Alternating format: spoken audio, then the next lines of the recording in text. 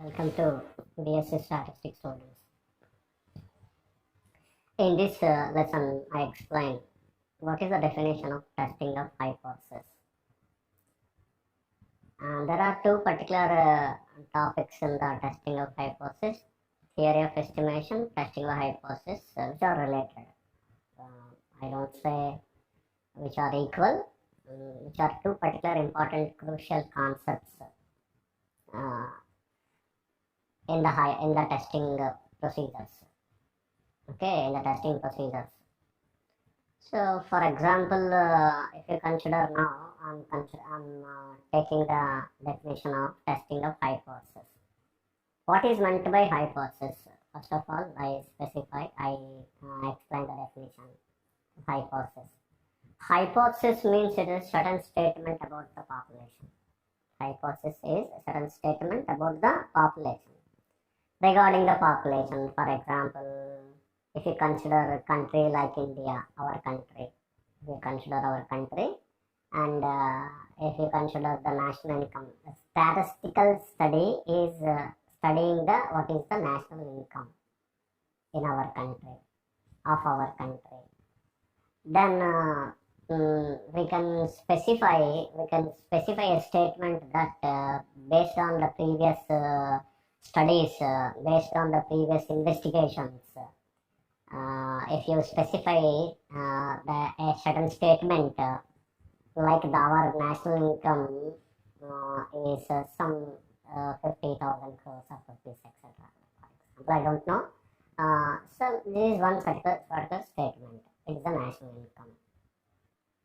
Okay, this some axis. It is a national income for our country. Then this is a statement about the population. Hence, it can be considered as a hypothesis. Based on this particular hypothesis, we can specify that. For example, if we want to conduct a new statistical investigation on national income, then we can specify that our national income is more than the previous year obtained. This much, for example, it is greater than, and this is the number. This is the number of rupees in crores or in thousands of crores, etc. Then the statement is going to be tested. That is what the procedure of testing of hypothesis. It is to be tested and it is going to be whether it is accepted. Decision is going to be taken. Decision means accepting or rejecting. Such kind of procedure is called testing of hypothesis. You see here very clearly the definition. The hypothesis testing is a process of testing the significance regarding the population parameter on the basis of the sample. So, simply to specify, it is a battle between population and sample. It is one kind of observations which are going to be made with the help of the sample, and population is going to be studied. Only the thing is, whenever the population is completely not enumerable, population enumeration is not possible, then sample is going to be studied. The information of the sample is going to be collected and it is going to be studied. Some statistical techniques are going to be used and the sample is studied and the answer will be given to the population. The conclusions are going to be made to the population. Certain parameters are going to be estimated with the help of the sample, and then finally the population values are going to be measured and estimated, and regarding the population, certain conclusions, certain inferences are being drawn. So that is very, very important. అర్థమవుతుందండి, తెలుగులో కూడా చెప్తున్నాను వినండి. ఒక population ఎప్పుడైతే మనం కంప్లీట్గా measure చేయలేకపోతున్నామో, అలా మెజర్ చేయలేని పరిస్థితుల్లో పాపులేషన్ పారామీటర్స్ని శాంపిల్ యొక్క ఇన్ఫర్మేషన్ ఒక శాంపిల్ డ్రా చేసుకుని need not be one sample, కొన్ని శాంపిల్స్ డ్రా చేసుకుని లేదా ఒక శాంపిల్ డ్రా చేసుకుని ఆ శాంపిల్ యొక్క ఇన్ఫర్మేషన్ని గ్యాదర్ చేసుకున్న తర్వాత ఆ శాంపిల్ ఇన్ఫర్మేషన్ నుంచి మనకు కావాల్సిన రిక్వైర్మెంట్స్ అంటే మెజర్మెంట్స్ కానీ మీన్ వేరియన్స్ ఎక్సెట్రా క్యాలిక్యులేట్ చేసుకుని వాటి నుంచి పాపులేషన్ యొక్క పారామీటర్స్ని, పాపులేషన్ మీన్ కావాలనుకోండి శాంపిల్ యొక్క మీన్ క్యాలిక్యులేట్ చేసుకుని పాపులేషన్ మీన్ ఎస్టిమేట్ చేస్తాం. అలాగే పాపులేషన్ వేరియన్స్ కావాలనుకోండి శాంపిల్ వేరియన్స్ తీసుకుని దాంట్లో ఒక function sample variance population variance estimation కాకపోవచ్చు కానీ సమ్ అదర్ మెథడ్స్లో యూజ్ చేసి మనం క్యాలిక్యులేట్ చేసుకుని పాపులేషన్ వేరియన్స్ని ఎస్టిమేట్ చేస్తాం. అలాగా ప్రతి పారామీటర్ మీకు ఏ పారామీటర్ కావాలో ఆ పారామీటర్ని శాంపిల్ వాల్యూస్ నుంచి తీసుకొని ఇన్ఫర్మేషన్ తీసుకొని క్యాలిక్యులేట్ చేసి ఆ క్యాలిక్యులేట్ చేసిన వాల్యూని ఎస్టిమేషన్ కింద ఉపయోగిస్తాము. పాపులేషన్ పారామీటర్స్ని ఆ విధంగా ఎస్టిమేట్ చేస్తాము. అలా ఎస్టిమేట్ చేసిన తర్వాత మనకు కావాల్సిన ఇన్ఫర్మేషన్ చూసుకునేది regarding the information, testing the significance, test of the significance regarding the population parameter on the base of the sample. Sample basis మీద తీసుకొని ఇన్ఫర్మేషన్ తీసుకొని కలెక్ట్ చేసుకొని పాపులేషన్ యొక్క స్టేట్మెంట్స్ని, పాపులేషన్ యొక్క పారామీటర్స్ని ఎస్టిమేట్ చేసి పాపులేషన్ యొక్క స్టేట్మెంట్స్ని రిగార్డింగ్ ద పాపులేషన్ మనం ఏదైతే స్టేట్మెంట్స్ని మనం అదే స్టేట్మెంట్స్ అంటే హైపోథెసిస్ని మనం ట్యాప్ చేసుకున్నామో దాన్ని టెస్ట్ చేయడం, testing. That is nothing, that procedure is called hypothesis testing. So testing of hypothesis is nothing but, you see, testing of hypothesis is nothing but it is a process of testing significance regarding the population parameter on the basis of the sample. This entire thing is an explanation for that. A statistic is computed based on the sample observations. That is what I'm considering. What is meant by statistics? Maybe a sample mean, maybe a sample variance or a sample proportion. Regarding the sample, whatever you have calculated based on the sample observations, which is nothing but a statistic. Okay, ఒక information ని మనం gather చేసి sample information gather చేసి sample information లో whichever the measures are required, ఏ measures అయితే మనకి కావాలో ఆ మెజర్స్ ని క్యాలిక్యులేట్ చేసుకుంటే వాటిని స్టాటిస్టిక్ అంటారు. So statistics are nothing but the computed values based on the sample observations. So statistic is computed based on the sample observations. Based on statistic, we verify whether the sample has been drawn from the parent population with certain specified characteristics. That's what we have discussed. Regarding some national income or regarding some particular example in the production of a particular company, particular firm. So like the sales of the company, profits of the company, which are all going to be studied with the help of the population characteristics. Like these all going to be studied with the help of the sample observations, the information obtained in the sample from the population. Remember, from the population, sample is nothing but is a group of population. You should not remember that. That is the reason why it's all comparisons, right? The computed value of statistic may differ from the hypothetical value of the parameter. What is this computed value? It is drawn from the sample. Sample నుంచి ఈ information ని మనం draw చేస్తున్నాము. దేని గురించి draw చేసి calculate చేస్తున్నాము? To identify the difference between the hypothetical value of the parameter, right? ఒక హైపోథెటికల్ వాల్యూ అంటే ఒక అజ్యూమ్డ్ వాల్యూ. పాపులేషన్ పారామీటర్ ఈ విధంగా ఉంటుందని మనం అజ్యూమ్ చేసి పెట్టాం, తీసుకున్నాము. ఆ తీసుకున్న ఇన్ఫర్మేషన్ ని మనం we are testing with the help of the computed value based on the information obtained from the sample, that is sample observations. So this, if the difference is small, then it can be considered that it has arisen due to the sampling fluctuations. If the difference is very small, తక్కువగా ఉందనుకోండి, వాటి యొక్క population parameter ని sample తో estimate చేసాం, sample statistic తో estimate చేసాం, computed statistic తో ఎస్టిమేట్ చేసాం. ఎస్టిమేట్ చేసిన కంప్యూటర్ స్టాటిస్టిక్ కి తర్వాత పాపులేషన్ పారామీటర్ కి if the difference is small between the computed value and hypothetical value, that is the parameter. If the resilience is small, it can be considered as it is arisen due to the sampling fluctuations. అంటే మనం sampling తీసుకోవడం వల్ల వచ్చిన కొన్ని fluctuations వాటి వల్ల వచ్చింది అని కన్సిడర్ చేయాలి. డిఫరెన్స్ తక్కువ అయితే, if the difference is small, we have to consider that it is arisen due to the sampling fluctuations and the difference is accepted. This is going to be accepted. If the difference is considerable, then what we have to do is it may be considered that difference is not arisen due to the sampling fluctuations, but it may be due to the some other reasons. That is, the reasons are going to be traced out. Right? So, particularly we have to see the differences. If the differences are large, then we have to consider some other than the sampling fluctuations, some other reasons are going to be presented in the particular testing of the hypothesis. Testing of hypothesis చేయడం వల్ల differences large గా ఉంటే then మనం ఏం చేయాలంటే then we have to consider there are some other reasons. ఇంకొన్ని reasons ఉన్నాయి, sampling fluctuations కాదు, శాంపిల్ తీసుకోవడం వల్ల కాదు, శాంపిల్ ఫ్లక్చువేషన్స్ కాదు, కాబట్టి కొన్ని అదర్ రీజన్స్ ఉన్నాయి, వాటి which are going to be studied.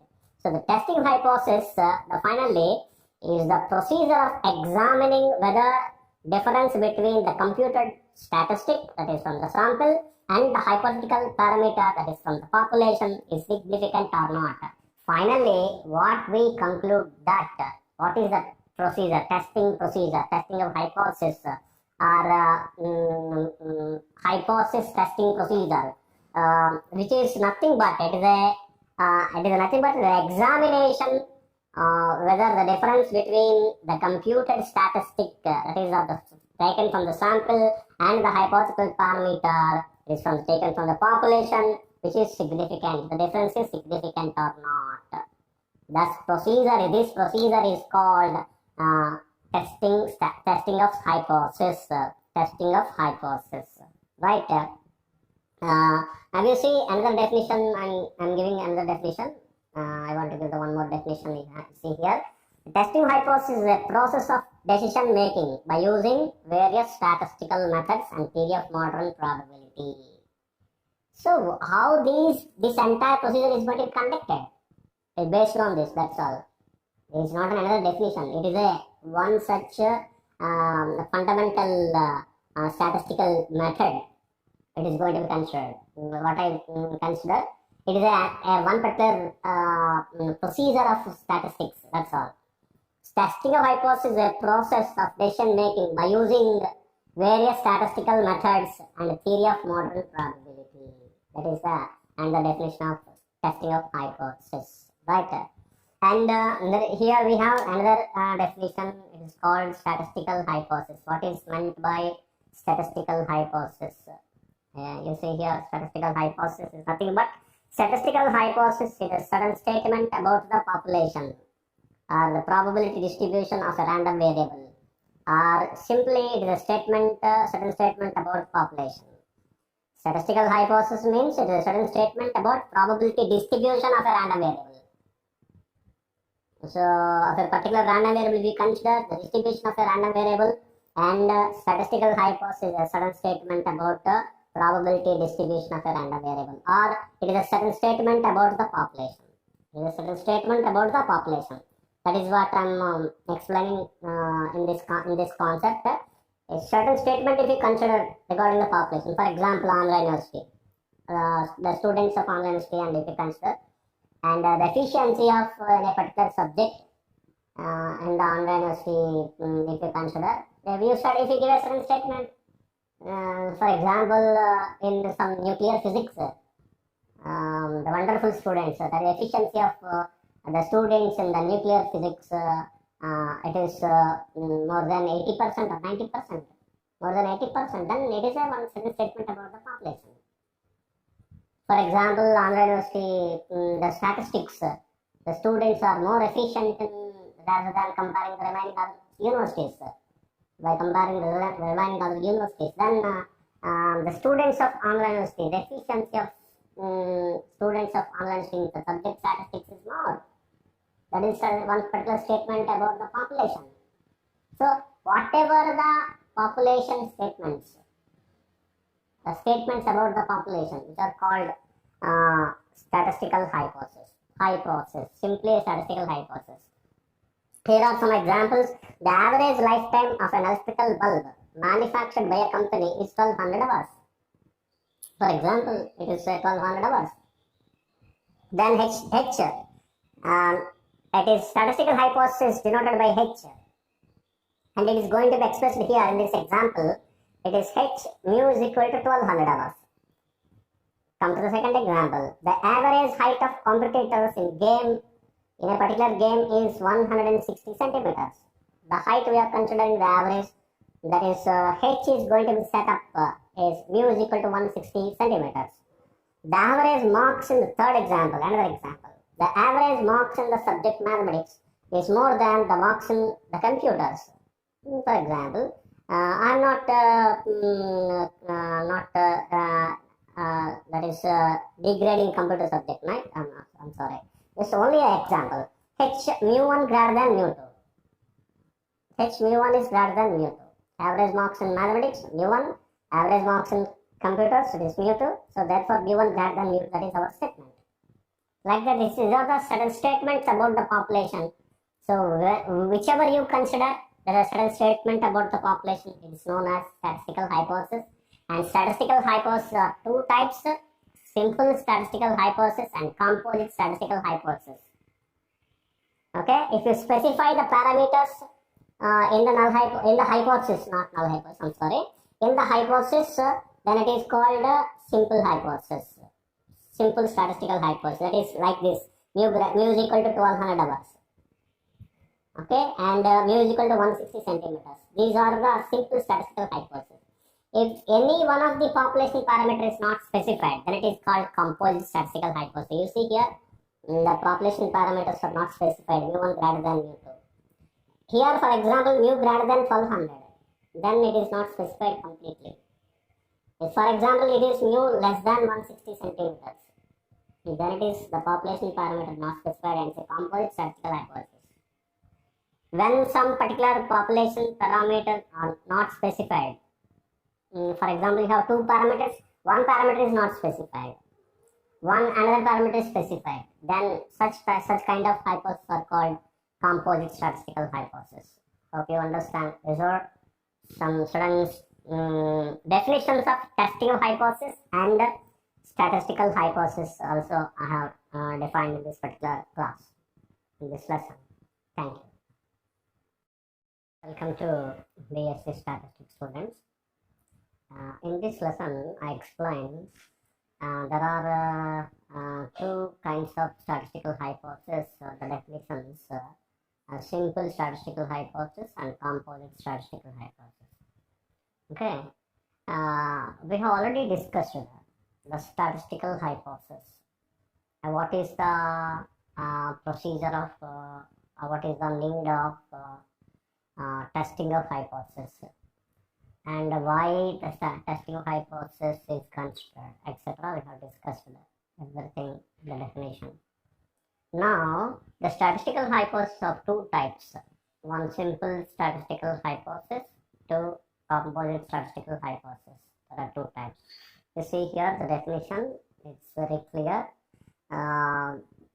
Simple statistical hypothesis is nothing but if a statistical hypothesis specifies the population completely, that is, the probability distribution is known, then it is called simple statistical hypothesis. It is very simple.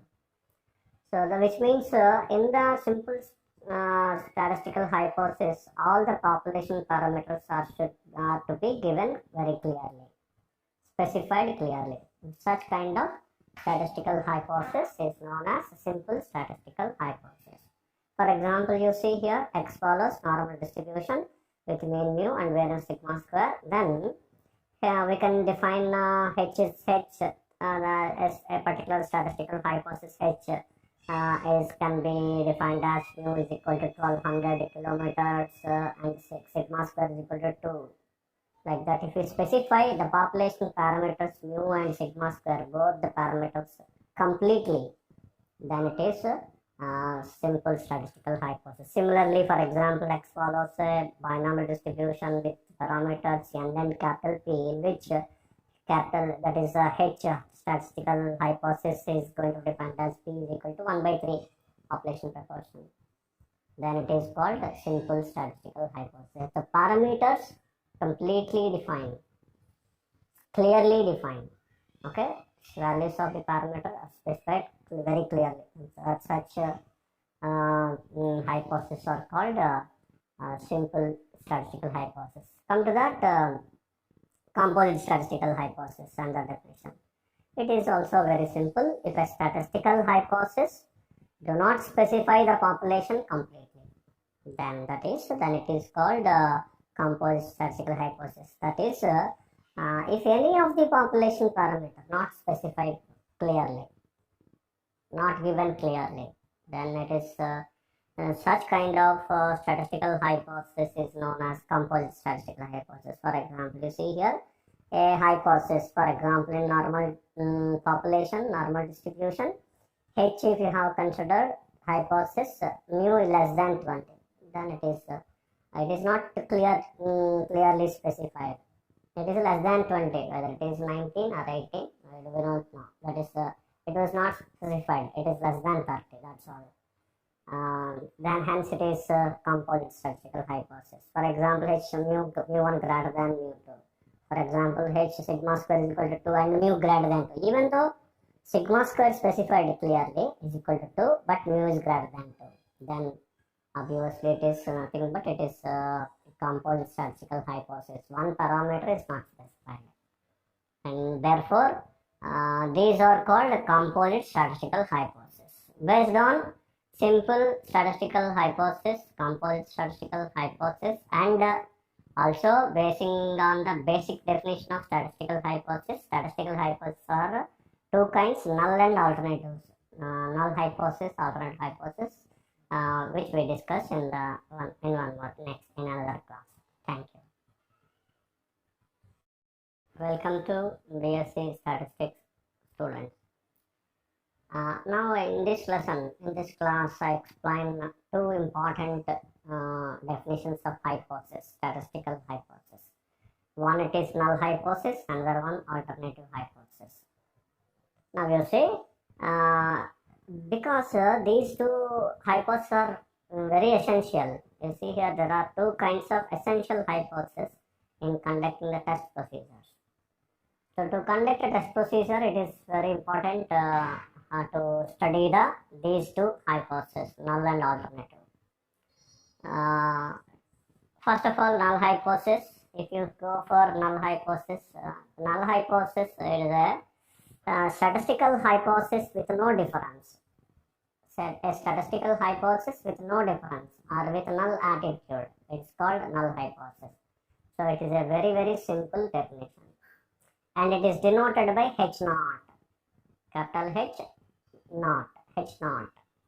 Okay? According to the Fisher, null hypothesis is the hypothesis which is tested for possible rejection under the assumption that it is true. So that is called a null hypothesis. According to the Fisher, it was specified that the hypothesis which is rejected, which is tested for the possible rejection, under the assumption that it is true. So that which is the definition given by the Fisher. So whatever the statement is, if it is given, it must be with null attitude, which must be with no difference. So that is called null hypothesis. Null hypothesis nothing but a simple definition of the hypothesis with no difference. We should not consider any kind of difference. For example, mu greater than 100, we should not consider. For example, mu is not equal to 100, we should not consider like that.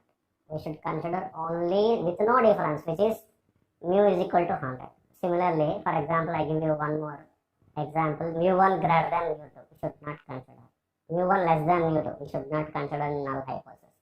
Only we have to consider mu1 is equal to mu2, that's all. That is, null hypothesis is unique consideration, right? You see some examples. The average height of competitors in a game is 160 centimeters. That is h naught. It is mu is equal to 160 centimeters. Thus, this is null hypothesis. We should not consider greater than, we should not consider less than, or we should not consider not equal to. So, it is unique. The average lifetime of an electrical bulbs manufacturing by a company is 1800 hours. So, this is the straightforward statement. Mu is equal to h naught, mu is equal to 1800 hours. So, this is what the possible consideration of hypothesis with no difference. Hope you understand. This is null hypothesis. Now come to the another hypothesis. It is alternative hypothesis. A statistical hypothesis which is complementary to the null hypothesis is called an alternative hypothesis, which means the null hypothesis is meaningful only when we formulate an alternative hypothesis, another hypothesis, a rival hypothesis. It is called alternative hypothesis. Null hypothesis ఎప్పుడు meaningful గా ఉంటుందంటే if you consider one particular, if you set up, if you consider a rival hypothesis, then only it is meaningful. You see, for example, if mu is equal to 160, then what would be the another hypothesis? So, for example, you consider mu greater than 160 centimeters. No, it is more than 160 centimeters average is, if you consider, then it is one strong hypothesis is going to be considered. The null hypothesis now it is meaningful. If you reject this, if you not accept this, then which kind of hypothesis is going to be accepted? If you reject this, what kind of hypothesis is going to be accepted? That is, we have to set up a hypothesis, a rival hypothesis in advance of previous, that is before conducting the test procedure. In advance, before conducting the test procedure, we have to formulate two hypotheses named null and alternative. Null hypothesis is meaningful only if you set up alternative hypothesis. So that is the reason why it is called a complementary to the null hypothesis. Correct? It is denoted by H1. You see, I further continue and I'll explain this particular. Yeah. You see here, it was specified very clearly here. It is clear that null hypothesis is meaningful when we formulate an alternative hypothesis. So that is what importance of alternative hypothesis. If you come to the examples, if the null hypothesis is the average height of the competitors in the game is 160 centimeters, then the alternative hypothesis may be formulated as h1 mu is not equal to 160 centimeters, one kind of alternative. Mu less than 160 centimeters, another kind of alternative hypothesis. Mu is greater than 160 centimeters, another kind of alternative hypothesis. With three kinds of alternative hypothesis you can formulate.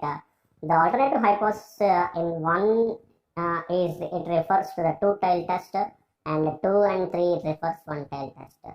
Okay, and similarly, if the null hypothesis average lifetime of electrical bulbs in a company it is 1800 hours, then alternative hypothesis may be considered as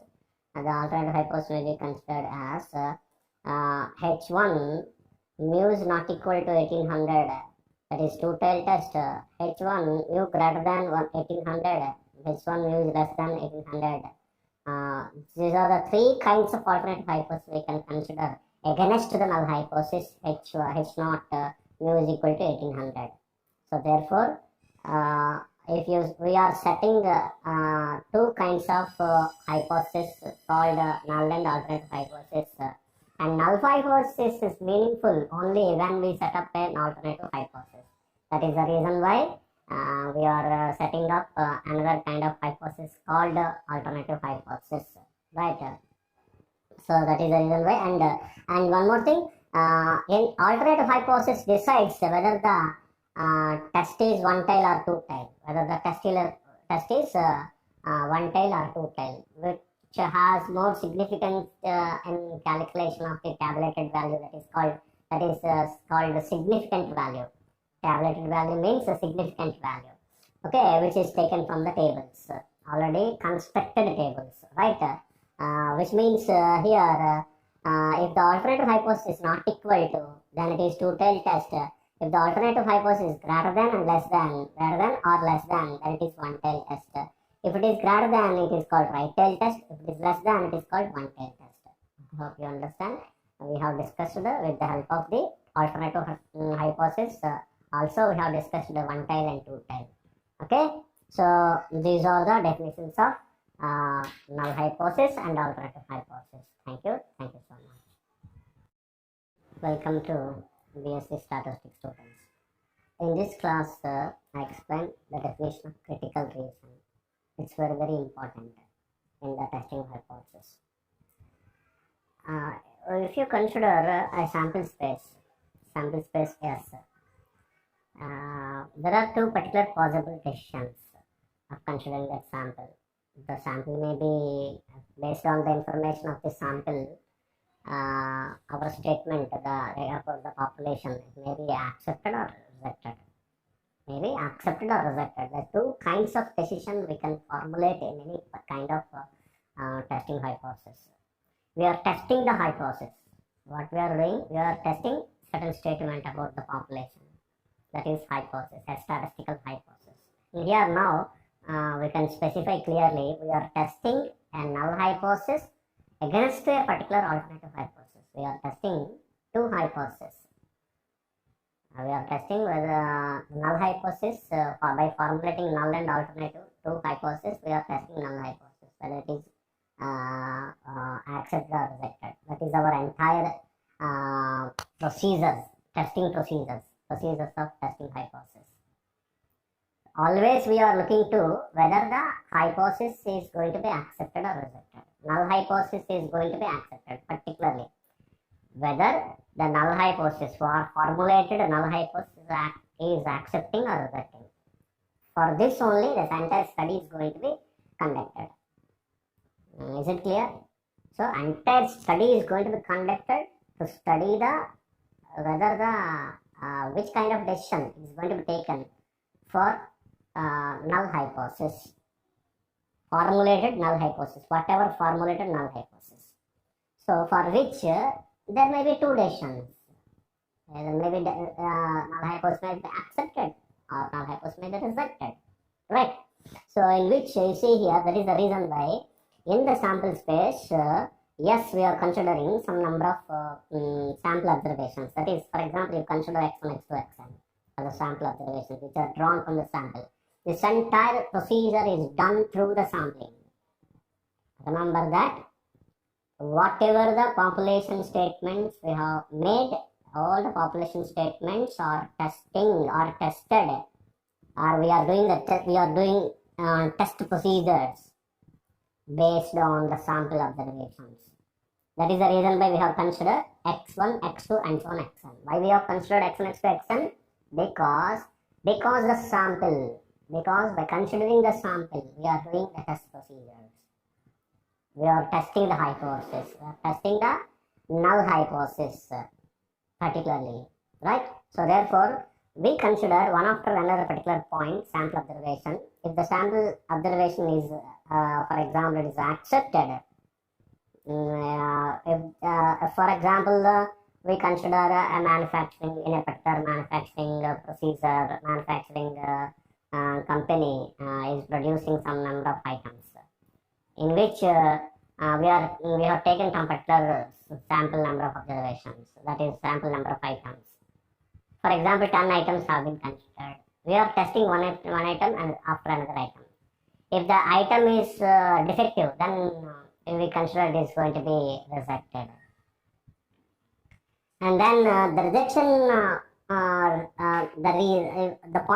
the rejected points are going to be fall in this particular region. We are framing two regions here, one W and one W complement. The entire sample space is divided into two regions, W and W complement. W represents a rejection region, W complement represents acceptance region. So two regions we have. So whichever the sample point is rejected, then we have to form a particular region, and we have to throw in this particular region. That sample point we have to put in this particular region. And whichever the point is going to be accepted, then we have to put in this particular region. So that's like that. After testing, whichever the points which are in the rejected region, that is in the W in the region W, whichever the sample points fall in this particular region, which formulates rejection region. Now we see the definition. We consider the sample space, yes, and let us divide the sample space as into two disjoint parts, W and W complement. That is what we have discussed. The region W consists of the sample points for which the null hypothesis is rejected then when it is true. When we do this particular, when the sample point is going to be said to be rejected, it is going to be considered with the help of the null hypothesis. When the null hypothesis is rejected is when it is true. Even though it is true, if it is rejected, the sample is going to be, that is whatever based on the sample points, the information obtained from the sample, if it is going to be rejected. So that is what we have to specify in this particular concept. Whatever the sample point, W is nothing but consists of the sample points for which the null hypothesis is rejected when it is true.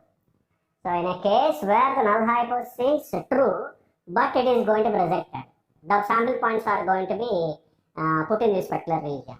That is called W. It is called region of rejecting H0. Region of rejecting H0 when H0 is true. Simply to specify the rejection region or the critical region, that is called critical region. The region of the sample points for which the null hypothesis is rejected when it is true is called critical region.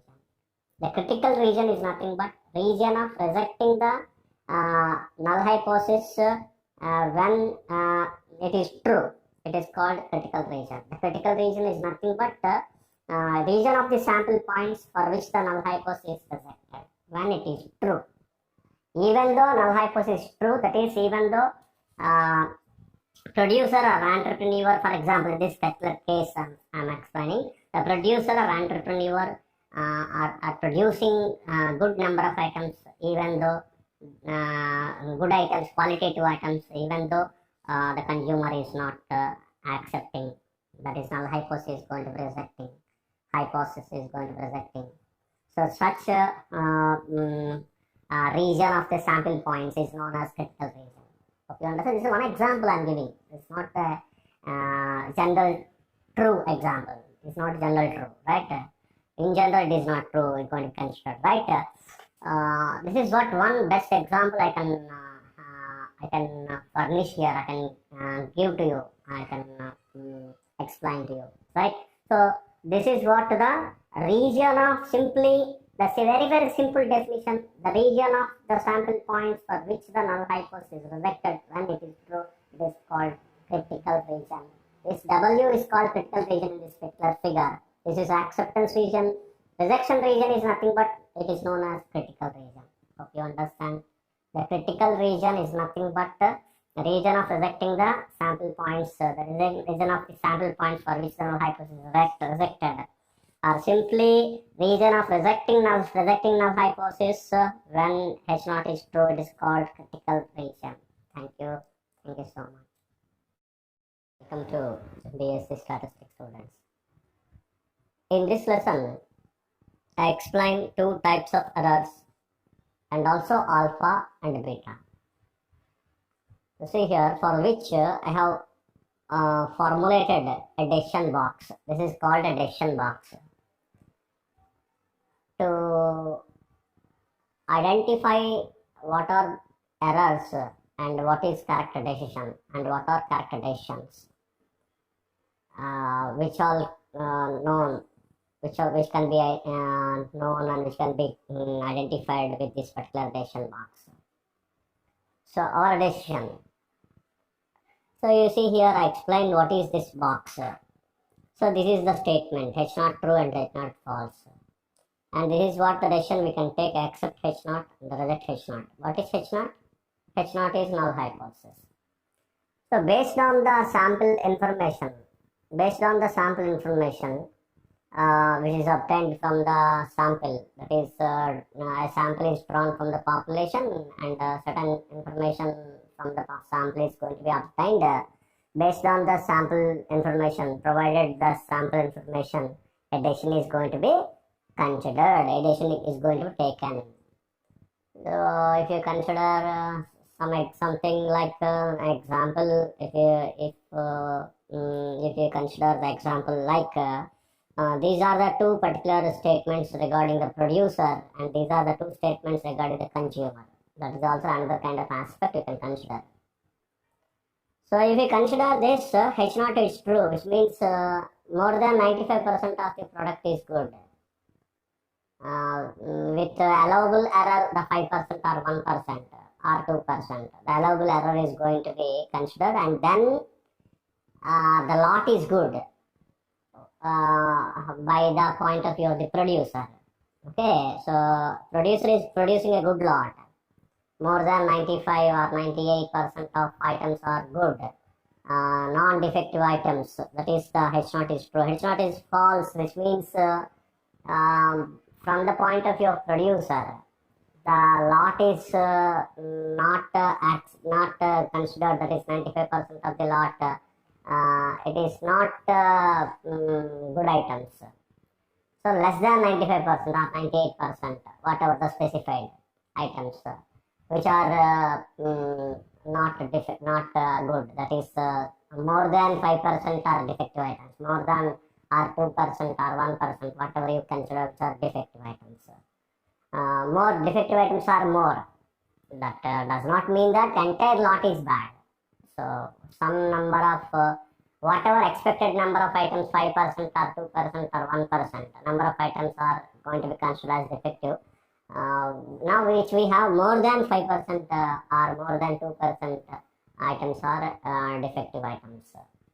Lot containing more number of defective items. That is what H0 is false. Now decision box is in terms of the consumer, in the point of view of consumer accepting H0.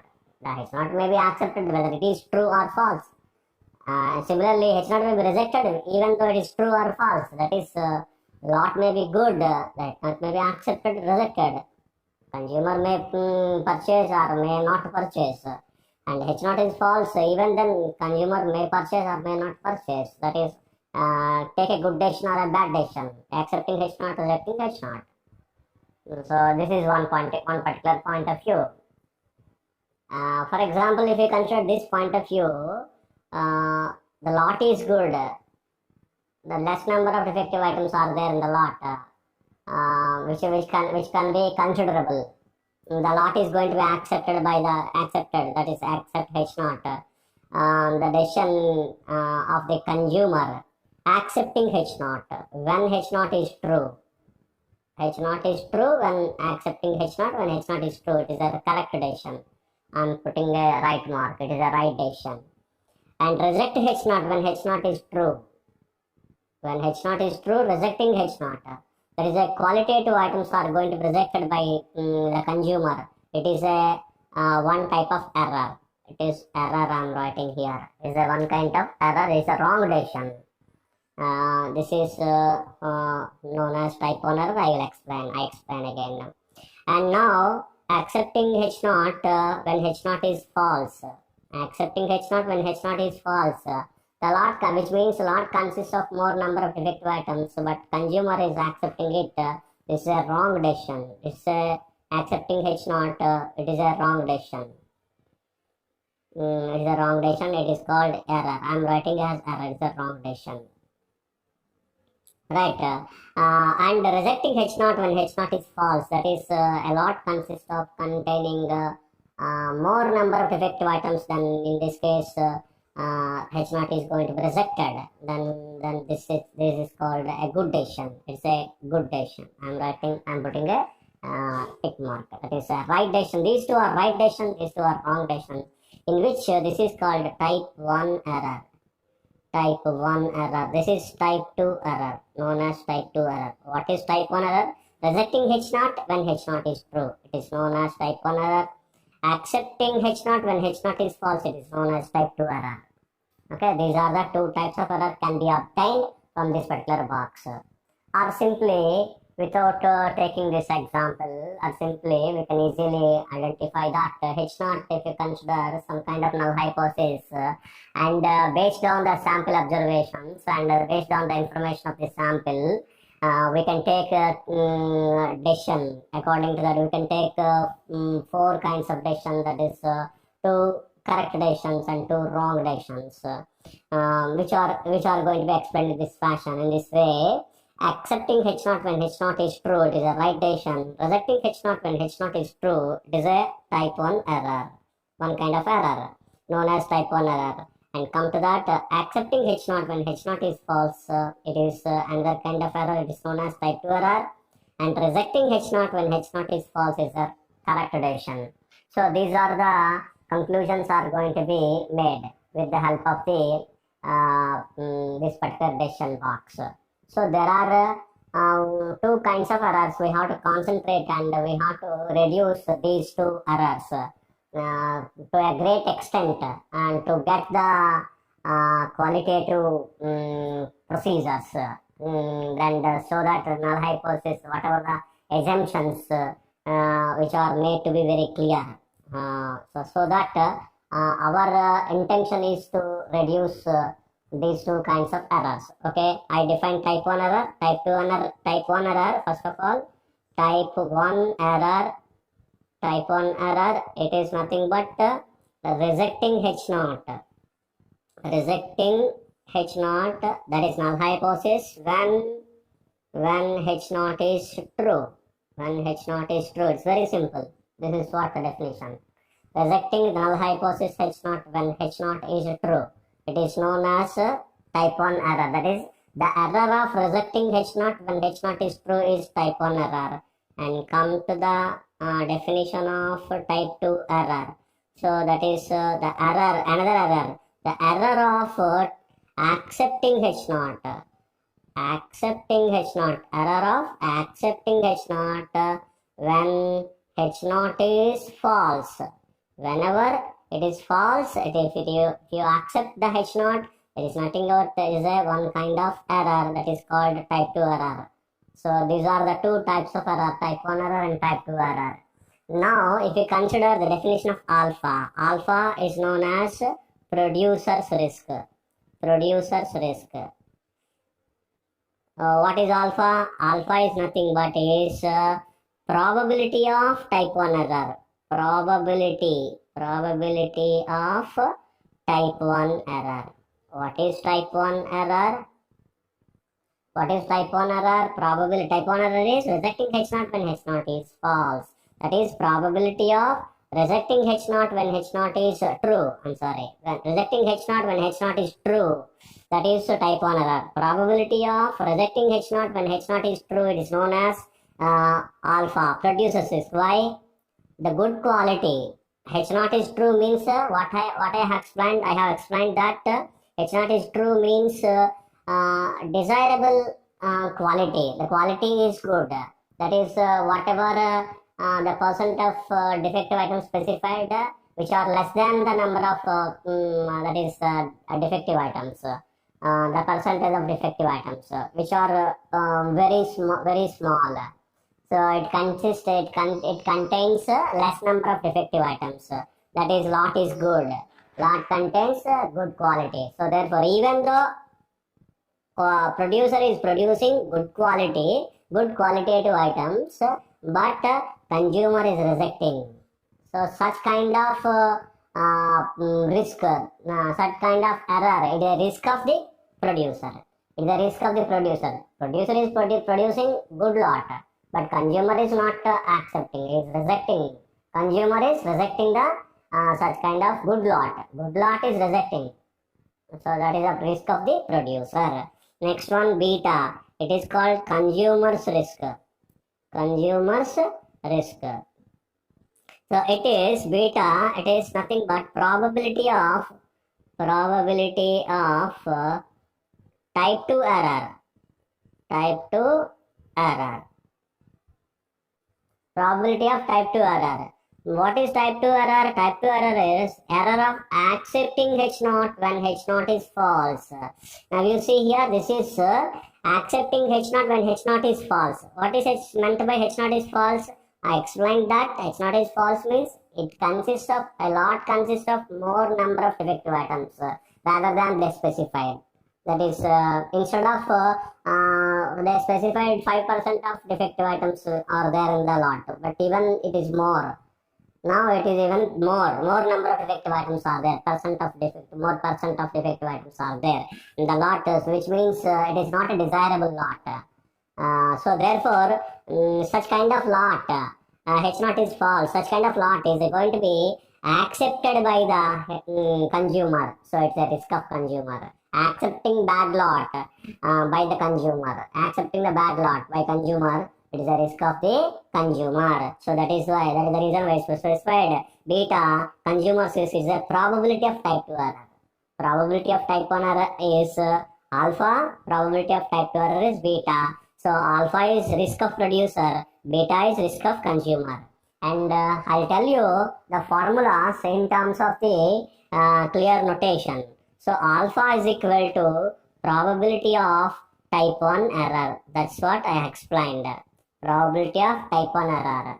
So it is equivalent to be probability of type 1 error, which means probability of rejecting H naught.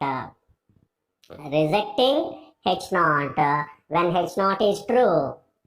When H naught is true. This is what the probability. The probability is going to be calculated with the help of the critical region. That is, the region is going to be specified for a particular sample point. That is, probability of X belongs to H naught, rejecting H naught, rejection region, that is W. W is known as rejection region or critical region. So sample point belongs to that particular region, that is called rejecting H naught. X belongs to W, under which is true, H naught is true. That is, probability X belongs to W and given H naught is true. And so this it is going to be calculated by integral in the region W by considering likelihood function under H naught, that is L naught dx, where L naught is likelihood function, which means joint probability density function. We can also consider likelihood function is going to be calculated for all the sample observations x1, x2, xn, okay, for joint probability density function is going to be calculated for all the values of x1, x2, xn is nothing but likelihood function, and that is to be calculated under H naught. So that is called L naught, integral W L naught dx. So that is nothing but alpha. Alpha is integral W L naught dx. That is what the first formula of alpha. Now beta, producer's risk. Now beta, consumer's risk. Consumer's risk is probability of type 2 error. Type 2 error, which is nothing but if you calculate probability of accepting H naught. Accepting H naught when it is false. When H naught is false. So which means it is going to be calculated by, now if you consider the region X belongs to accepting H naught, which means W complement is the region. W complement is the region.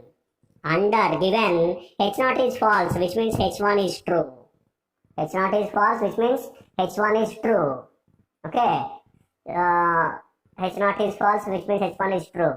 So therefore, we have to consider it is nothing but the formula. I write the formula integral W complement L1 dx. Under H1, that is L1, the likelihood function is going to be calculated. That is L1 is likelihood function under H1. Under H1, likelihood function under H1. So you have to calculate beta. Beta is nothing but integral W complement L1 dx. Integral W complement L1 dx. Hope you understand. These are the formulas of alpha and beta. Alpha and beta. Thank you. Welcome to BSc Statistics students. So in this class, I explain one more important definition, that is level of significance or size of the critical region. What is level of significance? It's a very simple definition. Level of significance is alpha. What is alpha? Alpha is probability of type 1 error is equivalent to the probability of type 1 error. Type 1 error. Probability of type 1 error is known as alpha. Alpha is known as level of significance. It is also known as size of critical region. So we have another notation, that is another terminology for this. Alpha is also alpha is also producer's risk. Producer's risk. Risk of the producer. Because what is type 1 error? That is because of the probability of rejecting H0. Rejecting H0. When H0 is true. Probability of type 1 error is nothing but probability of rejecting H0 when H0 is true. It is known as alpha. It is known as producer's risk. It is known as level of significance. So this alpha is also known as size of the critical region. It's very simple definition. This is size of the critical region. Thank you. Welcome to BSc Statistics students. In this lesson, I explained the definition, power of the test. This is one of the very important definition. What is meant by power of the test? So 1 minus beta is equivalent to B. In the formula, if you specify probability of X belongs to W given H1 when H1 is true. W is critical region. Okay, if you recollect beta, what is beta? Beta is nothing but, I write here, beta is nothing but probability of X belongs to W complement under H1, which is nothing but is an error. Probability of X belongs to W complement means probability of accepting H0.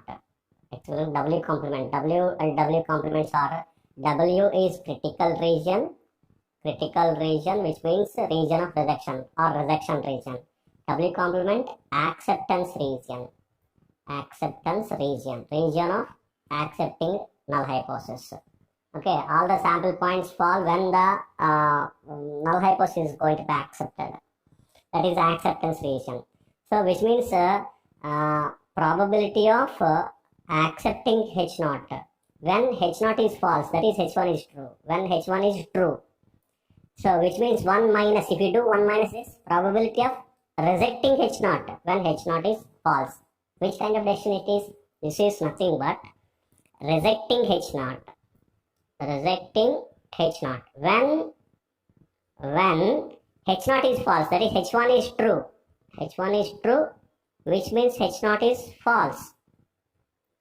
So now you consider this. H0 is false. When H0 is false, we are rejecting H0. That is, you think about the consumer point of view. H0 is false, which means more number of defective items, more proportionate number of defective items contained in the lot. In that case, rejecting H0. That is bad lot. Simply specify bad lot. Is rejected by the consumer. So it is a good decision. It is a good decision. It is also known as purchasing capacity, purchasing power of the consumer. That is the reason why it was named as power of the test. What do you say? The power of the test. Which particular terminology or which particular definition is said to be power of the test? It is nothing but purchasing capacity of the purchasing power of the consumer. What is the purchasing power of the consumer? A bad lot is going to be rejected. That is a correct decision. It is going to be taken by the consumer. Hope you understand. That is such kind of purchasing power is known as purchasing power of the consumer is known as power of the test. So this kind of purchasing power of the consumer is known as power of the test. That is called 1 minus beta. It is indicated by 1 minus beta. Hope you understand. I have explained all these things because to explain this. So power of the test. Actually, it is 1 minus beta is called power function. Power function. It is known as power function of the test. The value of 1 minus beta, that is value of the power function, is called power of the test. Power of the test. The power of the test is nothing but the value of the power function. The value of the power function, that is 1 minus beta. It is known as power of the test. So 1 minus beta is known as power function of the testing of hypothesis. Power function of testing of any hypothesis. So it is going to be calculated by probability of x belongs to W under H1. X belongs to W means rejecting H0. Under H1 means it is H1 is true, that is H0 is false. H1 is true and H0 is false. That is totally, this is nothing but the probability of rejecting H0 when H0 is false. That is a good purchasing power of the consumer.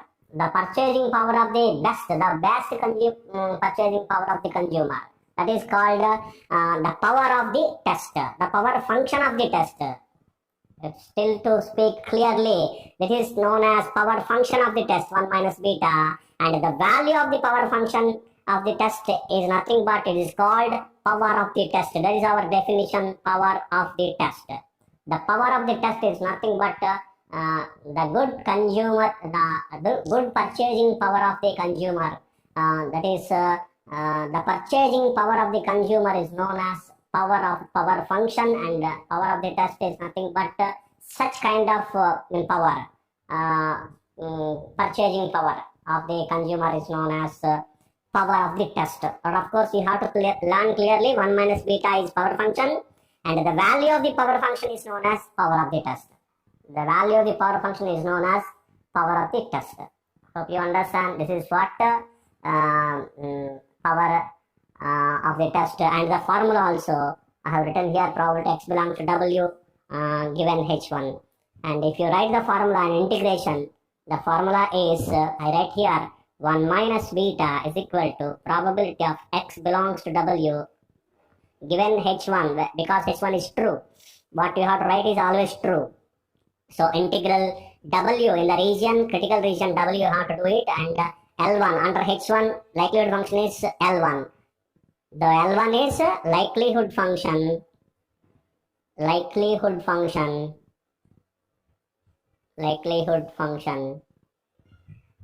under H1.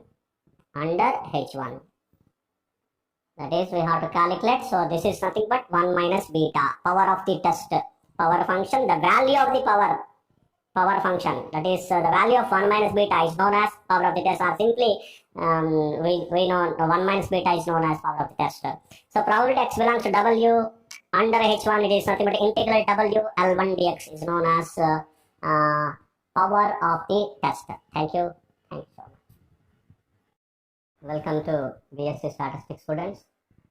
In this lesson, I explain one important definition, most powerful test, which is called most powerful test.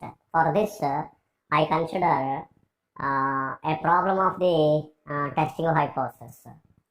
So if we consider a problem of testing hypothesis by considering simple null hypothesis H0, for example, theta is equal to theta naught, and against the simple alternative hypothesis H1 if you consider H1 against the simple alternative hypothesis H1, theta is equal to theta 1, for example, you say, then the critical region, the W, whatever you consider under these conditions, this is the testing hypothesis problem, and if you consider W is the critical region, which is said to be the most powerful critical region. It is said to be most powerful critical region of size alpha. As I explained alpha, I will tell you again alpha. W is said to be whatever the critical region W we consider. W is called the most powerful critical region with size alpha, for testing h naught theta is equal to theta naught against alternative, simple alternative h1 theta is equal to theta 1. So if and only if is provided by probability of x belongs to w under h naught, it is nothing but alpha, that is size of the critical region, integral w L naught dx is nothing but alpha, and it's satisfying whatever the double critical region w is satisfying the size of the critical region alpha first, and then a probability of x belongs to w under h1, which means it is a power of the test, that is integral w L1 dx, it is w L1 dx if you consider, and this is what the size of the power of the test for the critical region w. This is, you specify this, then let you consider this is the formula of 1 minus beta, the power of the test. The power of the critical region 1 minus beta is always to be greater than or equal to 1 minus beta 1. 1 minus beta 1. For example, you consider beta 1 is the, that is 1 minus beta 1 is the power of the test for another critical region W1. This is what our critical region W in these conditions, under these conditions, that is for testing, this is kind of hypothesis, and this is the size of the critical region alpha, and this is what the power of the test 1 minus beta for the critical region W. And if you consider W1 is the another critical region, and then 1 minus beta, the power must be greater than or equal to for the critical region W, then it is said to be most powerful test, and the corresponding critical region is said to be most powerful critical region by satisfying, even though the sample size, that is size of the critical region, not sample size, the size of the critical region of W1 is alpha. So size of the critical region for W and W1 is also satisfying this condition. That is, let you consider condition number 1, that is size of the critical region alpha. W also having the same size alpha, W1 is also having the same size alpha, but when you say in these which one is most powerful critical region, that is having the power is more for which particular critical region, that is W or W1. I am considering, hope you are following, W and W1 are two critical regions having the same size alpha, satisfying the equation 1.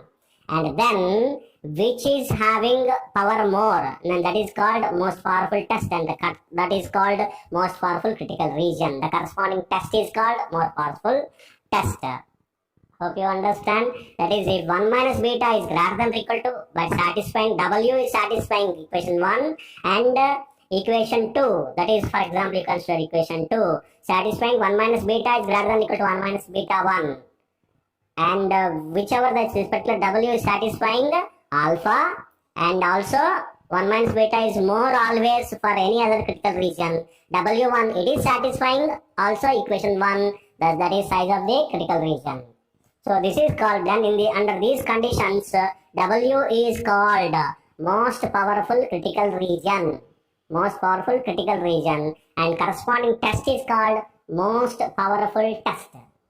The corresponding test, that is whatever the test we have considered, and it is satisfying the critical region W is satisfying under this for this particular test, the conditions that are satisfying for the region W, equation 1, and also equation 2 by satisfying any other critical region W1 is also satisfying the size of the critical region alpha, that is 100, which means W and W1 having the same size alpha, but power is more for W, that is 1 minus beta, power of the test is more for W, and it is always greater than or equal to 1 minus beta 1. Then in such a case, W is called most powerful critical region, and the corresponding test is called most powerful test.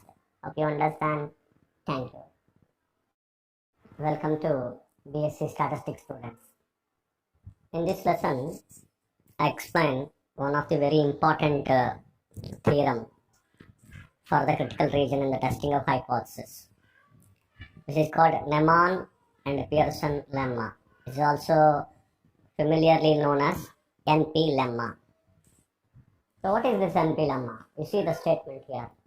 At x1, x2 and so on xn, the random sample drawn of size n drawn from the population, which the density function f of x comma theta, let k greater than 0 be a constant, and the W is most powerful critical region of size alpha. For testing a simple null hypothesis h0 theta is equal to theta naught against the simple alternative hypothesis h1 theta is equal to theta 1, such that W is equal to x belongs to S such that L1 by L0 is greater than K, which is also to be expressed as W is equal to x belongs to S such that f of x theta 1 by f of x theta naught, it is greater than K. In general, we express this one in the likelihood function. So therefore, W complement is x belongs to S such that L1 by L0 is less than or equal to K. That is, under this condition, this is the condition W. Under this condition, the W, the critical region for this particular testing of hypothesis, null and alternative hypothesis, theta is equal to theta naught and theta is equal to theta 1 respectively. Under this condition W is the most powerful critical region. That is what, that is no other critical region exists, and it is more powerful than the W. No other powerful critical region exists. That is what the meaning of this particular consideration of the most powerful critical region. That is the terminology is going to be used. What NP, what Neyman Pearson lemma, NP lemma find out? It find out most powerful critical region. Okay, even though if you consider many other critical regions equal to the size alpha, but only the critical region W satisfying x belongs to S, L1 by such that L1 by L0 greater than K, which provides the best critical region, than any other critical region also satisfies the size alpha. But even then, the size is less than or equal to alpha. But if you consider this is the condition, the W is going to be formatted in this condition, then it will be more powerful or most powerful critical region. That's all. That is what the argument of Neyman and Pearson. So Neyman and Pearson lemma is this. You understand? This is very, very simple part of proof. I tell you. So if you consider the proof of this particular, if you start the proof, for which I am considering first of all the size of the critical region, W. The formula, I am writing formula, probability of x belongs to W given H0. What is the formula of the size of the critical region? Probability of x belongs to W given H0, which means it is in terms of integral. Integral in the region W, the function L0, that is what we consider L0 x is equal to alpha. This is what let you consider. It is one equation. Equation number 1. Okay, and here are two statements in the in the statement Neyman Pearson lemma. We are considering this is 1. Let you consider Roman number 1. This is what the equation. This equation you consider Roman number 2. This specifies W complement in the region W complement L1 by L0 is less than or equal to K. In the region W, L1 by L0 is greater than K. That's statement number 1, statement number 2. Okay, leave it and come to that. And W is the critical region with size alpha and with power. I am considering with power. With power means probability of x belongs to W under H1, which is nothing but formula of the power of the test or power function, and the value of the power function is power of the test. Power in the region W, satisfying in the region W L1 dx. It is nothing but 1 minus beta. Let you consider equation 2. Equation 1 is size of the critical region of W, alpha. It is the formula probability of x belongs to W given H naught integral W L naught dx. L naught which represents likelihood function under H naught. And L1 represents likelihood function under H1. You see here x belongs to W given H1 integral W L1 dx. Integral W L1 dx. In the critical region W, the points are considering, and H1 is true, that is L1. You have to consider L1 likelihood function under H1, that is 1 minus beta. So you please by heart these two formulas which are very essential here for this lemma. Integral W L0 dx is equal to alpha, integral W L1 dx is equal to 1 minus beta. Based on this, what we have to consider? I am considering another critical region, W1. I have to prove that this 1 minus beta is more. This power is more, for which I want to consider one more critical region called W1, which is satisfying alpha and beta, the same formulas. I am considering alpha 1, the size alpha 1, that is probability of x belongs to W1 given H0 is equivalent to be integral W1 L0 dx. This is nothing but let it be alpha 1. And I am considering 1 minus beta 1, x belongs to W1 under H1. The H1 is true, that is integral W1 L1 dx. It is nothing but 1 minus beta 1. That is, I am considering this is for W. These are all the formulas for W, alpha and 1 minus beta. And this is for W1, alpha 1 and 1 minus beta 1. You see the difference here, integral W L0 dx, integral W1 L0 dx. That is, this is for the critical region for the W1. This is power of the test for the W1. Integral W1 L1 dx, integral W L1 dx, 1 minus beta 1. You compare these two always. So, for W1, I have considered alpha 1 and 1 minus beta 1. For W, I have considered alpha and this is what power. Okay, 1 minus beta. Now, I have to prove that 1 minus beta is more always, even though I am considering the size of the critical region of W1, the size of the critical region of W1, it is always less than or equal to size of the critical region W, That is, if we consider if alpha 1 is less than or equal to alpha, then even then 1 minus beta is more. That is what we have to prove. That is, 1 minus beta is always greater than or equal to 1 minus beta 1. That is, we have to prove like that. If you prove that, then under this condition, that is W, the condition 1, x belongs to such that L1 by L0 greater than k of W is considered. If you consider this, then you will always get the most powerful critical region. This is W is most powerful critical region. So for this, what I am considering, the next part is, I am considering alpha 1 less than or equal to alpha. I have to prove it 1 minus beta is always greater than or equal to 1 minus beta 1. But now, to prove this, I am drawing a Venn diagram by considering the sample space S. The sample space S as two particular, in the sample space S, I am considering the two critical regions. One is W1, another one is W. W is this critical region, for example, you consider, and this is W1, the critical region. I am considering this is the second set. For example, I consider 3 parts, 1, 2, 3. 3 parts are, or this is A, let it be, this is B. The common part I am considering C. Okay, C is the common part. This is for both W and W1. For example, let us consider like that and show that W is nothing but A union C.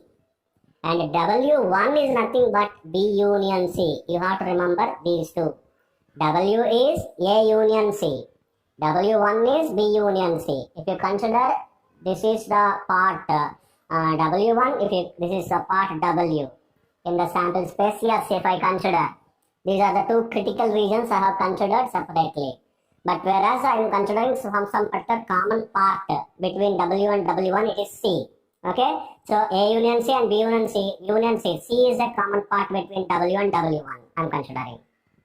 Okay, if you consider like this, now I start the proof by considering alpha 1 less than or equal to alpha. Alpha 1 is less than or equal to alpha, which means by considering alpha 1 it is less than or equal to, if alpha 1 is less than or equal to alpha, which means what is the formula of alpha 1? Integral W1 L0 dx is less than or equal to integral W L0 dx. What are W1 and W? I am writing now. W1 and W, which are nothing but W1 is B union C. Integral B union C L0 dx is less than or equal to integral W is A union C L0 dx, which implies in B union C, I am cancelling both sides integral C.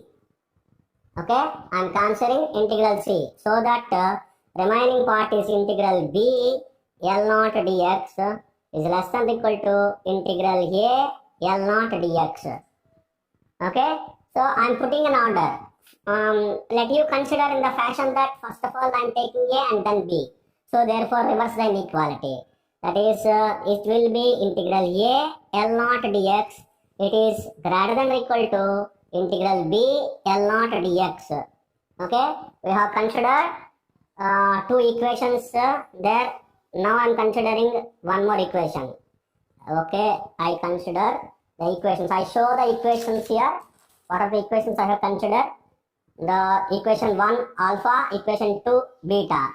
Okay, I consider equation 3 for alpha 1, equation 4 for 1 minus beta 1. Now I consider the fifth equation, equation number 5. What I consider? Equation number 5 here. You see here, I explain again. First of all, you consider equation 5. How did you get equation 5? You see here, I have considered if alpha 1 is less than or equal to alpha, I consider just equation of alpha and alpha. Alpha 1 is integral W1 L0 dx. It is less than or equal to integral W L0 dx. So alpha is integral W L0 dx. W1 is B union C. W is A union C. I have cancelled integral C on both sides. And remaining are integral B L0 dx less than or equal to integral A L0 dx. I am putting an order. Integral A L0 dx is greater than or equal to integral B L0 dx. That's all. Leave here. Now I consider first one. What is the first statement? In which the for x belongs to W, L1 by L0 is greater than or equal to K. L1 by L0 is greater than or equal to K. That is which implies actually greater than. Okay. L1 by L0 is greater than K. Of course, it's not a problem, right? Which implies L1 is greater than K L0.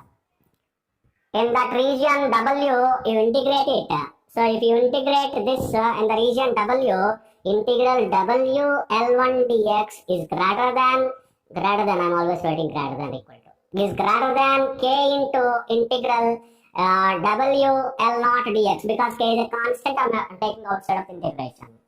So this is what, since if you consider A, the part A, then A is a subset of W always. Okay, you see here, I show the figure again. You see, A is a subset, A, this is the part, this particular part. A is a subset of W, B is a subset of W1, B is subset of W complement as well. Okay, so okay, I tell you later. So if we consider A is subset of W, because this is the region integration we have obtained for W, the same integration can be applied in the region A. So therefore, since it is a subset of W, so therefore what I am writing, this integration, since A is a subset of W, this integration I am applying in the region A, that is integral a L1 dx is greater than k into integral a L0 dx. That is what the equation I have obtained. Okay. So this is what the first equation I have obtained. Integral a L1 dx is greater than k into integral a L0 dx. Okay. If now you see here, now you refer, let you consider equation 6. Now you refer equation 5. What is equation 5? Integral a L0 dx is greater than or equal to integral b L0 dx. For which if you want to compare this, you have to multiply with the constant k here. Okay, that's what I am doing. Equation 5 multiplied by k. Okay, I am multiplying equation 5 with k. What is equation 5? You see here, k into integral a L0 dx, it is greater than or equal to k into integral b L0 dx. Am I right? Am I right? So this is equation 5. Integral a L0 dx greater than or equal to integral b L0 dx. So if you multiply with k into integral a L0 dx is greater than or equal to k into integral b L0 dx. That is what I have written here. K into integral a L0 dx is greater than or equal to k into integral b L0 dx from this equation. So now you compare equations 6 and 7 here. Let us I am considering 7. This is equation 7. You compare 6 and 7. You see clearly integral a L1 dx is greater than k into integral a L0 dx. You see here k into integral a L0 dx, which is greater than k into integral b L0 dx. That is a greater than b, b greater than c. These two are same. You refer k into integral a L0 dx. K into integral a L0 dx. So a greater than b, b greater than c. Therefore a greater than c. So therefore from 6 and 7. From 6 and 7. What you will get? We get integral a L1 dx is greater than or equal to k into integral b L0 dx. Am I right? This is what another equation we got. Let it be equation 8. Do you understand this? You see here a greater than b, b greater than c. Therefore a greater than c. What is a? Integral a L1 dx. What is c? Greater than or equal to k into integral b L0 dx. So let you consider this equation. Keep this particular equation. One by one. Let you understand and go through step by step. Now I am considering another particular part. Now I am considering equation 2. That is statement 2. What is statement 2? L1 by L0 less than or equal to k in the region W complement. That is for x belongs to W complement. X belongs to W complement. That's what I am considering. W complement in which you have L1 by L0 is less than or equal to k, which implies L1 is less than or equal to k into L0. So since it is applied in the region W complement, we can do the integration in the region W complement. Then what you have, integral W complement L1 dx is less than or equal to k into integral W complement L0 dx, because k is a constant. I'm taking outside. I have taken outside k into integral W complement L0 dx. So for this equation I have applied the integration in the region W complement, since this is the equation satisfied for all the values of x belongs to W complement. W complement is nothing but acceptance region, right? So integral W complement L1 dx less than or equal to k into integral W complement L0 dx. So if you consider the region, now I'm coming back to the figure. You see, this is what the figure. If you consider this, this is W. This is W. Okay, in which you have A and C. Now you see this remaining part is W complement. Remaining part is W complement. So if you consider B, this is what B. This is what B. This particular part. This B is a subset of W complement. You see, this is W complement. This is W, other than W, remaining part is W complement. This entire part. This entire part. So this is W complement. In particular, if you specify B is a subset of W complement. Now, therefore, I am applying whatever the integration here, I am applying since B is subset of W complement. I am applying the same integration in the range that is B, in the range B. Okay, in the region B, I am applying the integration. That is integral instead of W complement. Since B is a subset of W complement, I am considering the same integration in the region B. Okay, in the region B. Therefore, integral B L1 dx is less than or equal to K into integral B L0 dx. Am I right? Am I right? So then you consider this is equation 9. You refer equation 8 and 9 now. What is equation 8? Integral A L1 dx is greater than or equal to K into integral B L0 dx. Equation 9, integral B L1 dx is less than or equal to K into integral B L0 dx. Okay, you take reverse. That is which implies integral K into integral B L0 dx. It is greater than or equal to integral B L1 dx. Let you consider this is equation 9, not this. So now you compare these two, equation 8 and equation 9. Integral A L1 dx is greater than or equal to K into integral B L0 dx. And this is K into integral B L0 dx is greater than or equal to integral B L1 dx. Hope you understand. A greater than B, and you see the B greater than C. So therefore A greater than C. This is also K into integral B L0 dx. This is also K into integral B L0 dx. So this is greater than or equal to integral B L1 dx. Therefore, since A greater than B and B greater than C, therefore integral A L1 dx is greater than integral B L1 dx from 8 and 9. Hope you understand. This is integral A L1 dx. This is integral B L1 dx. So therefore, you can easily understand that. Therefore, now from 8 and 9. From 8 and 9. From 8 and 9. What you will get? We get integral A L1 dx is greater than or equal to integral B L1 dx. This is what finally we got from 8 and 9. For which to get the final result, you have to add integral C L1 dx. You add integral C L1 dx for this equation. Add this kind of integration. Then what you will get? Integral A union C L1 dx is greater than or equal to integral B union C L1 dx. What is A union C? W. What is B union C? W1. That is which implies integral W L1 dx is greater than or equal to integral W1 L1 dx. What is the formula of the integral W L1 dx?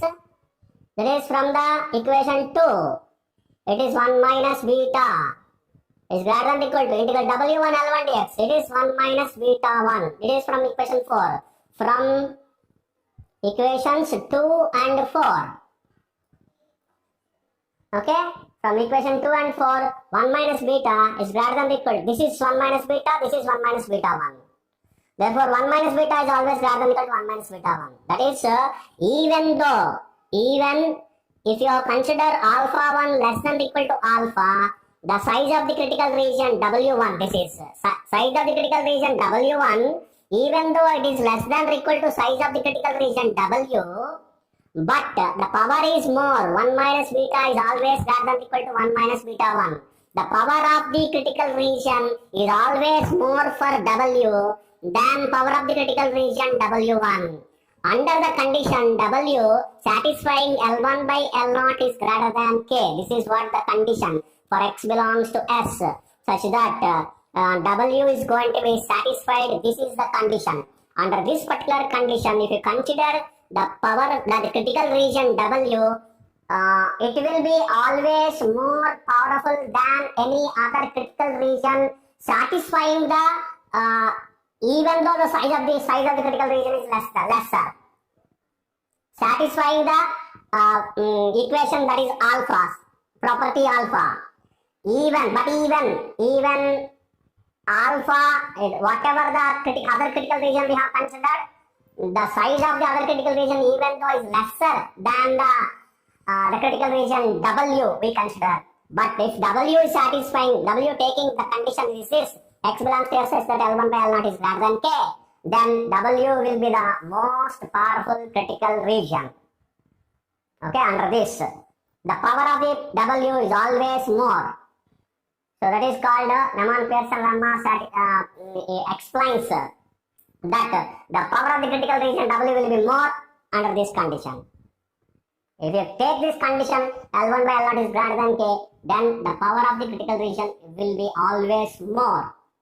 That is called, therefore, it is satisfying the equation 1, that is equation 1 means level of significance alpha. Even though size is lesser, but the power of the critical region is more by providing the Neyman-Pearson lemma. So the NP lemma provides the best critical region W under this condition. I hope you understand. This is what the proof of the NP lemma. Thank you so much. Welcome to BSc Statistics students. In this lesson, I discuss procedure for testing a hypothesis. What would be the procedure of testing a particular statistical hypothesis?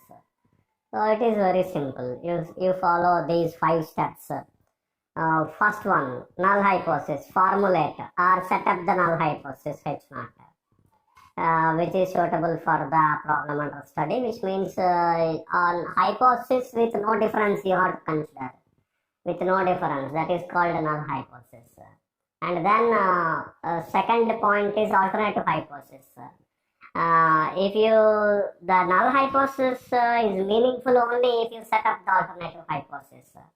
That is the another objective of consideration of another statement of hypothesis. That is another statement, that is hypothesis.